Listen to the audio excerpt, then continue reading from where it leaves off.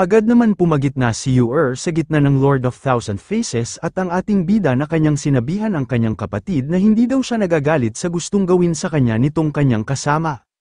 At kanya itong tinanong na bakit daw ba ito nagagalit para lamang doon. Sumagot naman sa kanya ang Lord of Thousand Faces na kung hindi daw ba nito narinig ang sinabi sa kanya nitong kanyang kasama na lalaki, na balak niya siyang tikman, isa lamang siyang hindi kilalang nilalang na mayroong antas na godly skill stage, na naglakas loob na tikman ang kanyang katawan na isang great saint, hindi daw niya dapat pabayaan itong ganitong kawalang galang sa kanya.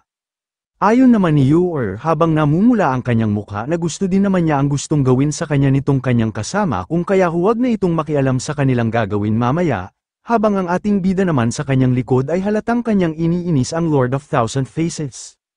Napasok naman ang Lord of Thousand Faces na nanlaki ang kanyang mga mata na hindi makapaniwala ng kanyang narinig na gusto din pala ng kanyang kapatid ang gustong gawin sa kanya ng ating bida. At napahawak na lang ito sa kanyang ulo na kanyang sinabihan si Yu na bahala na daw sila sa kanilang gagawin mamaya dahil aalis na siya upang bumalik sa kanyang trabaho. Ang Tianyuan City daw ngayon ay masyadong magulo kung kaya huwag daw siyang tumakbo kapag mayroong masamang mangyari. Makalipas ang ilang sandali ay makikita na tinitingnan nilang dalawa ni Yu at ng ating bida ang Lord of Thousand Faces na papaalis na sa kanilang kinaroroonan. Masyado namang kinikilig si Yu dahil nakangiti siyang sinabihan ng ating bida na siya daw ay isang mabait na babae. Dahil kanyang itinago ang kanyang tunay na pagkakilanlan, sa ngayon daw ay samahan niya siya upang bumalik na sa kanyang hotel para silang dalawa ay makapag-relax na doon.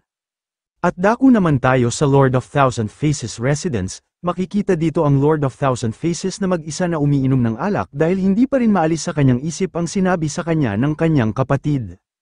At habang abala pa ito sa kanyang pag-inom ng alak ay bigla naman dumating sa kanyang silid ang demon na mukhang manok na kanyang tinanong ang Lord of Thousand Faces na kung ano daw ba ang masamang nangyari dahil nakita niya ngayon na parang malungkot ang Lord of Thousand Faces. Sumagot naman sa kanya ang Lord of Thousand Faces na wala lang daw ito sabay kanyang tinanong ang mukhang manok na kung kumusta na daw ba ang mga doktor.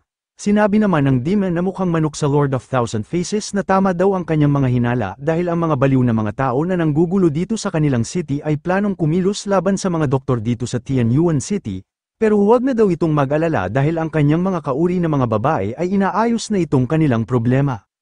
Natuwa naman ang Lord of Thousand Faces sa ibinigay sa kanyang balita nitong mukhang manok dahil maganda daw ito, sa ngayon daw ay maghihintay na lang sila sa mga doktor na kanilang magawa ang gamot laban sa lason, mabuti na lang daw ay maayos na ang kalusugan ng kanilang doktor kung hindi mamamatay ang mga mamamayan dito sa kanilang Tianyuan City.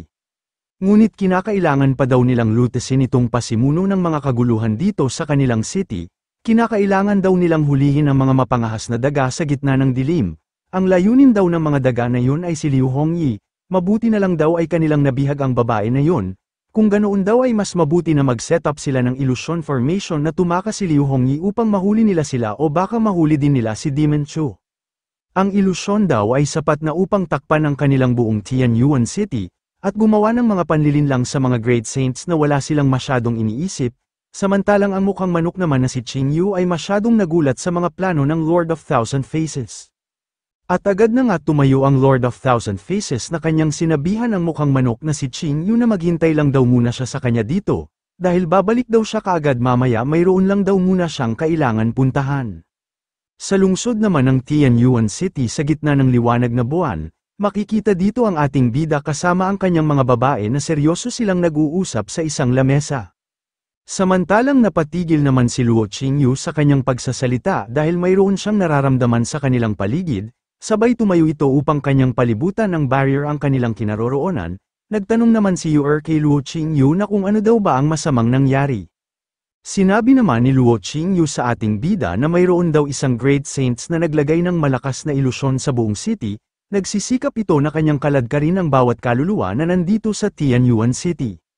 Naging seryoso naman si Chu Ziyu nang kanyang nalaman ang mga nagaganap sa buong city dahil malaking galaw daw ang ginawa ng mga nilalang na mayroong kinalaman nitong formation, at napapatanong na lang siya sa kanyang mga kasama na kung ano daw ba ang layunin ng may gawa nito. Mayroon naman biglang naisip ang ating bida dahil ang kadahilanan daw ba nito ay upang kanilang mahuli ang mga tao na nanggugulo dito sa Tianyuan City. Sumagot naman sa kanya si Luo Qingyu na tama daw siya dahil ginawa nila itong ganito upang kanilang mahuli ang mga tao na nagpakalat ng lason dito sa buong city. Nagtanong naman si Yu kay Luo Qingyu na kung gaano daw ba kalaki ang kayang sakupin nitong illusion formation. Ayon naman ni Lu Qingyu na kung gaano daw kalaki ang nasasakupan ng liwanag ng buwan ay ganoon din kalaki ang kayang sakupin ng formation. Bukod pa doon itong secret formation ay puno ng nakakainis na amoy ng mabahong mga dugo. Hindi naman makapaniwala si Yu sa kanyang mga nalaman dahil ang ilusyon daw na ito ay parang gumagalaw na parang pulo ng mga bituin sa kalangitan. Sinabi naman ni Chu Ziyu sa kanila na ang Panginoon daw ng mga demonyo ng dugo ay kumilos na, ang Tianyuan City daw ay mayroong isang Saint King na mas mataas pa sa kahirapan, hindi ito katulad ng kanilang inaasahan. Sa isip-isip naman ng ating bida na ang tanging dahilan lang daw kung bakit nagtayo ang Panginoon ng demonyo ng dugo ng ganito kalaking formation ay dahil ang grupo ng mga tao na yun ay lubos na nagagalit sa mga nakakataas dito sa lungsod ng Tianyuan. Ano daw kaya ang kapaligiran ang kanilang gagawin upang kanilang mahuli ang grupo ng mga tao? Natitiyak daw niya na doon sa lugar kung saan tatakas si Liu Hongyi ay doon kikilos ang mga grupo na yon.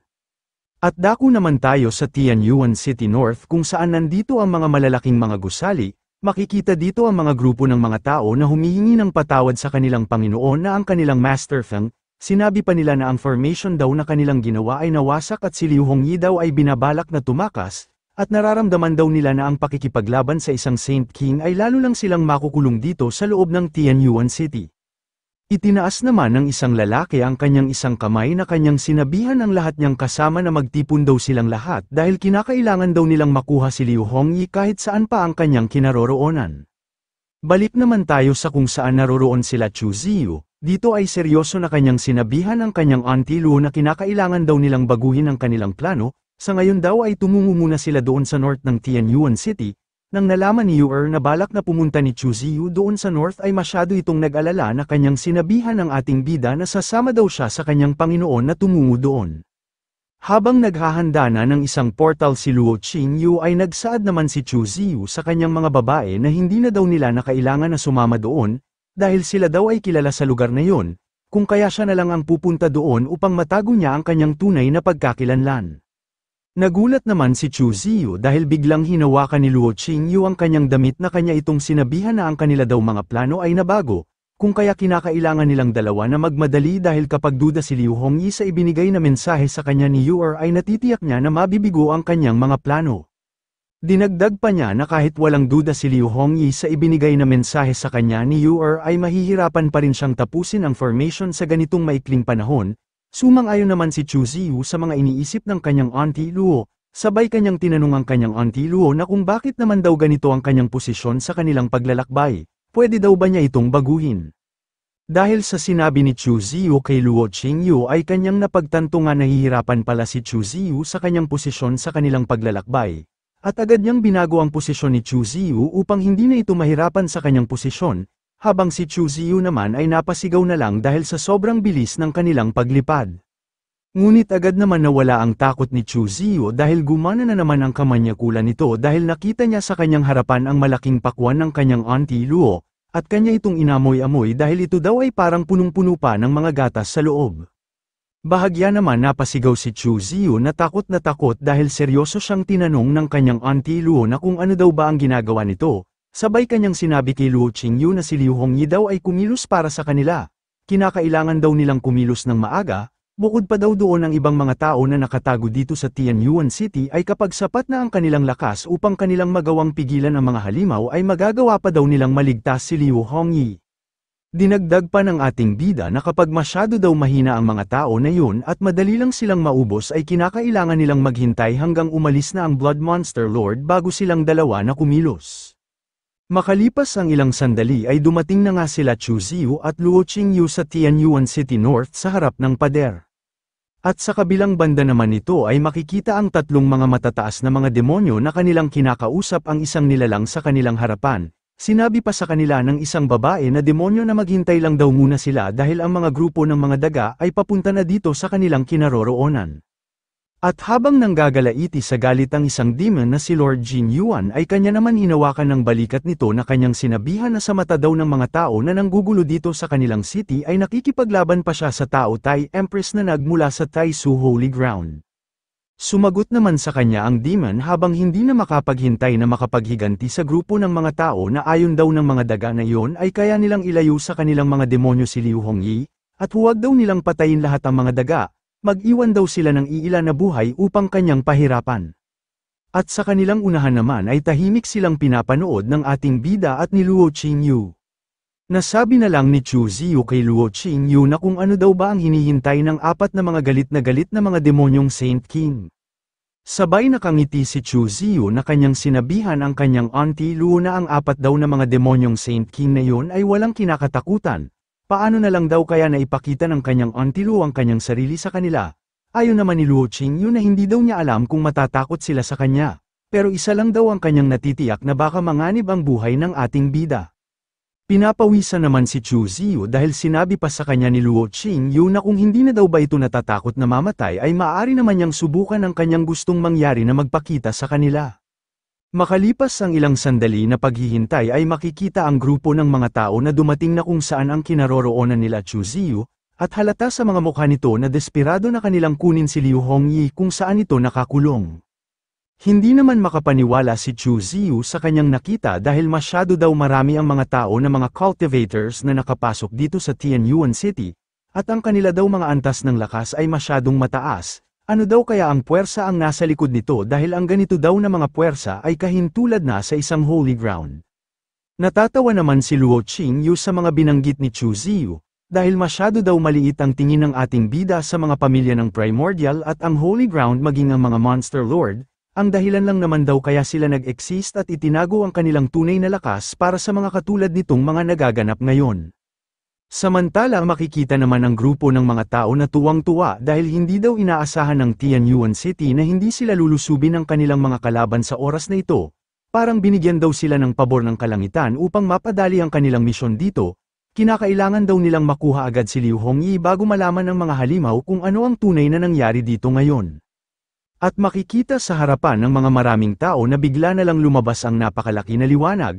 Inutusan naman ng demonyo na si Lord Jin Yuan ang kanilang mga tauhan na maghanda daw sila agad ng isang formation upang kanilang ikulong ang mga tao, huwag daw nilang hahayaan na mayroong makatakas sa kanila. Sa isip-isip naman ni Chu Ziyu habang nanunood sa mga nagaganap na hindi na daw masama ang ginawang patibong ng mga demon, at wala din daw siyang ikababahala para dito dahil katabi naman daw niya ang kanyang auntie Luo. Nagtanong naman si Luo Qingyu sa ating bida na kung ano na daw ba ang kanyang gagawin para dito. Sinabi naman ni Chu Ziyu sa kanya na kinakailangan daw muna nilang maghintay at panuorin muna sila dito ng matagal. Habang ang mga grupo naman ng mga tao ay masyadong nagulat sa kanilang nakita sa kanilang harapan, at kitang-kita sa mukha ng isang tao na hindi siya makapaniwala sa nangyari sa kanila. Dahil pala sumambulat sa kanilang itaas ang mga Saint King Demon na na kanilang sinigawan ang grupo ng mga tao. Dahil doon ay napasigaw na lang ang isang tao na sila daw ay nahulog sa patibong. Hindi naman makapaghintay ang Saint King Demon na si Lord Jin Yuan na kanyang parusahan ang mga mapangahas na mga daga na nagpakalat ng lason sa kanilang city at nanlilisik ito na kanyang itiniklop ang kanyang isang kamao dahil kanya daw silang pagpirapirasuhin ng 1,000 beses. Masyado namang natakot ang isang tao na kanyang sinabihan si Lord Yuan na sandali lang daw muna maghintay daw muna ito ng sandali dahil magpapaliwanag daw sila. Sabay bigla na lang itong umiti na kanyang sinabihan ang mga Saint King Demon na alam daw niya na silang lahat ay gustong malaman kung bakit nila gustong iligtas si Liu Hongyi. Ayon pa niya habang napapalibutan na siya ng mga demon sa kanyang itaas na ginawa lang daw nila itong ganito dahil ang lahat daw na ito ay para sa outer heaven. Hindi naman makapaniwala ang mga Saint King Demon sa kanilang narinig dahil ang kadahilanan daw pala nito ay patungkol sa outer heaven. Maging ang Lord of Thousand Faces ay masyadong nagulat sa kanyang nalaman at kanya na lang nasabi sa kanyang sarili na alam daw niya na mayroong itinatago si Liu Hongyi na isang lihim na bagay pero hindi niya inaakala na ang kanya palang itinatago na gustong kunin ng mga tao ay ang patungkol sa outer heavens. Nagtanong naman ng auntie Luo ng ating bida sa kanya kung alam daw ba niya na mayroong lihim na itinatago si Liu Hongyi. Sumagot naman sa kanya si Chu Ziyu na wala daw siyang alam sa kanyang itinatagong lihim. Dinagdag pa niya sa kanyang auntie Luo na maging siya daw ay mayroong 2 plate stone sa kanyang storage, ito ay nagtutula ng impormasyon patungkol sa outer heavens, ngunit wala pa siyang panahon upang kanya itong tingnan, at tinanong pa niya sa kanyang auntie Luo na kung ano daw kaya ang kinakailangan ni Liu Hongyi sa outer heavens. Samantala nagsalita naman ang isang tao sa mga demons na ibibigay daw nila ang ganitong importante na impormasyon sa kanila kapalit ang kanilang mga buhay. Ang kanila daw kahilingan sa kanila ay simple lang, hayaan lang daw nila sila na makaalis dito ng ligtas at kanyang sasabihin sa kanila ang lahat ng mga impormasyon patungkol sa outer heavens nang walang labis at walang kulang. Sumang-ayon naman ang isang babae na Saint King sa kahilingan ng mga grupo ng mga tao, pero bago daw ang lahat kinakailangan daw nila siyang suriin kung nagsisinungaling ba ito or hindi sa pamamagitan nitong salamin sa kanyang harapan, sabihin daw nito sa harapan nitong salamin ang lahat ng kanyang nalalaman na impormasyon. At kung mabasag itong salamin ang ibig lang sabihin nito sila ay nagsisinungaling sa kanilang ibinigay na impormasyon. Kampante naman ng isang tao na kanyang sinabi sa harapan ng salamin ang impormasyon na si Liu Hongyi ay mayroong dalang isang mahalagang bagay patungkol sa outer heavens. Ngunit masyado namang nagulat ang lalaki dahil bigla na lang nabasag ang salamin sa kanyang harapan habang hindi pa siya matapos sa pagsasalita sa mga impormasyon patungkol sa outer heavens. Masyado namang nagalit si Lord Yuan dahil naglakas pa daw itong mga daga na ito na magsinungaling sa kanilang harapan, kung kaya ibibigay daw niya sa kanila ang pinakamahirap na kamatayan. Si Chu Ziyu naman nga nanonood sa kanila ay masyadong natuwa dahil gusto daw ba ng tao na ito na magsakripisyo, maganda daw ang kanyang kaluluwa ng pagsakripisyo, pero sa kasamaan na palad balak daw niyang isakripisyo si Liu Hongyi, kaya nararapat lang daw itong mamatay dito ngayon. Sabay kanyang niyakap ang kanyang Auntie Luo at ito ay nagpapasalamat sa kanyang ginawang tulong sa pagbasag niya sa salamin. Sinabi naman ng Auntie Luo ng ating bida na gusto daw niyang malaman kung paano siya mapaibig sa kanya pagkatapos nilang mahanap at maligtas si Liu Hongyi. Agad naman sumang-ayon si Chu Ziyu sa mga tugon sa kanya ng kanyang Auntie Luo dahil wala daw itong problema para sa kanya. Ngunit nagulat naman si Chu Ziyu sa kanyang nakita at ito ay napapatanong sa kanyang Auntie Luo na kung ano daw ba ang ginawa ng mga demon sa mga tao, dahil pala makikita ang isang tao na itinali na ng maraming kadina ng mga demon, habang makikita naman ito na mayroong hawak-hawak na isang kahon at pilit niya itong hinawakan upang hindi niya ito mabitawan. Sinabi naman ni Luo Qingyu sa ating bida na ang laman daw ng kahon na hawak-hawak ng isang tao ay isang talisman treasure. Ayon naman ni Chu Ziyu na nakita daw niya sa kahon na ito ay naglalamab ng maraming mga talisman, ngunit ano daw ba kaya ang kanilang paggagamitan nitong mga talisman? Sinabi naman ni Luo Qingyu sa ating bida na maging sa ancient times daw ay masyadong rare sa kanila ang mga talisman kahit bihira ito sa kasalukuyang edad na ito, kahit ang mga sinaunang scroll ay maaaring may maraming records tungkol dito. Ang kadahilanan lang naman daw kaya masyadong rare ang bagay na yun dahil maaring umubos ito ng kapangyarihan ng langit at lupa maging ang mga materyales ay automatic itong nag-produce ng talisman at ang epekto nito ay masyadong nakakabaliw. Napapaisip naman si Chu Ziyu sa automatic na makagawa ng talisman dahil kahintulad lang daw ito ng printer sa kanyang dating mundo na ang Earth. Dahil doon ay masyadong kumikinang ang mga mata ng ating bida na kanyang sinabihan ang kanyang Auntie Luo na maganda daw na kayamanan ang talisman, pwede daw bang kunin ng kanyang Auntie Luo ang kayamanan na yun para sa kanya. Tinanggihan naman ni Luo Qingyu ang gustong ipagawa sa kanya ng ating bida dahil mayroon daw 4 na mga Saint King ang nakapalibot doon, maliban kung ipakita ng ating bida ang kanyang sarili sa 4 na mga Saint King. Dahil sa mga sinabi ni Luo Qingyu sa ating bida ay sumang-ayon na lang si Chu Ziyu na huwag na lang kunin ang kayamanan sa kamay ng mga tao, sabay tingin sa malaking pakwan ng kanyang Auntie Luo. At habang inamoy ng ating bida ang malaking pakwan ng kanyang Auntie Luo ay pinatigil naman siya ni Luo Qingyu dahil sandali lang daw muna. Nagtanong naman si Chu Ziyu na kung bakit naman daw, sabi naman sa kanya ni Luo Qingyu na mayroon daw siyang nararamdaman na isang presensya ng isang pseudo-emperor. Sabay ipinikit ni Luo Qingyu ang kanyang mga mata dahil isa lang naman daw itong kaluluwa pero parang mayroong mali dito. At habang seryoso na itinali ng mga demon ang isang tao ng kadina ay mayroon namang isang nilalang ang naglalakad papalapit dito. Makikita sa noo nito na mayroong isang mata ang nakabuka, samantalang sa kalooban naman ni Luo Qingyu ay makikita na nag-usap ang dalawa. Sinabi pa ng Sister Luo ng ating bida na kung sila daw ay isang isda nga nabubuhay sa dagat, ang tao naman daw na yun ay isang ibon na lumilipad sa kalangitan, hindi lang daw ito usapin ng mga hugis ng buhay, halos katulad lang daw ito ng isang ecosystem. Ayon naman ng Auntie Luo ng ating bida na ito daw ay isang supernatural na isang life form, at sa katunayan napakabihira nito, parang ito daw ay malapit sa kalangitan. Nagulat naman ang Sister Luo ng ating bida dahil ano daw ba ang kanyang ibig na sabihin sa kanyang binanggit ngayon. Tinanong naman ng Sister Luo ng ating bida na kung nararamdaman daw ba niya na parang mayroong pamilyar dito. Dahil sa pinag-usapan ng dalawa ay napagtanto ni Luo Qingyu na binago ng ating bida ang daloy ng kalangitan. Halimbawa na lang daw nito na nagawa ni Chu Ziyu na mabago si Tu Shanyu maging ang iba. Ngunit napatigil naman si Luo Qingyu sa kanyang malalim na iniisip dahil gumana na naman sa kanyang harapan ang kamanyakulan ng ating bida at akma na siyang halikan nito.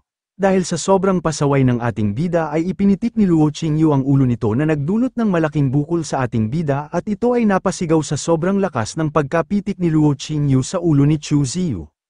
Habang inis na inis si Luo Qingyu sa ginawa sa kanya ng ating bida, ay humihingi naman ng patawad si Chu Ziyu sa kanyang ginawa sa kanya. Sabay humingi ito ng pabor kay Luo Qingyu na kung pwede daw bang gumawa ito ng mirror spell upang mag-spy sa isang individual. Dahil sa kahilingan ng ating bida ay makikita na agad nag-cast ng mirror spell si Luo Qingyu at makikita sa salamin na minamanmanan nila Chu Ziyu si Ming Yaozi kung ano ba talaga ang lihim na ginagawa nito sa kanyang lugar. Natatawa na lang si Chu Ziyu habang tinitingnan ni Chu Ziyu si Ming Yaozi dahil ito daw ay interesante.